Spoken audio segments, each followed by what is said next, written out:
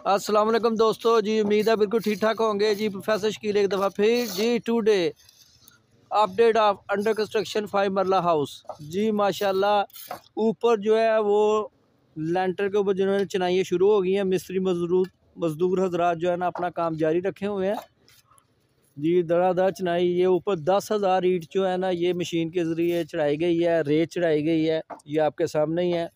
और बहुत ही प्यारा नज़ारा है सराउंडिंग्स में अल्नूर टाउन का।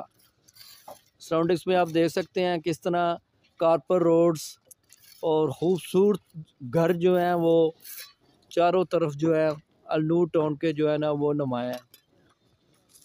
तो इधर से इसकी खूबसूरती का अंदाज़ा लगाया जा सकता है। माशाल्लाह जी,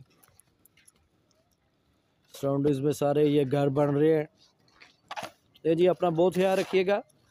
प्रॉपर्टी के खरीदो फरोख्त के हवाले से रब्ता करें, बेहतर रहनुमाई की जाएगी। खुदा हाफिज़।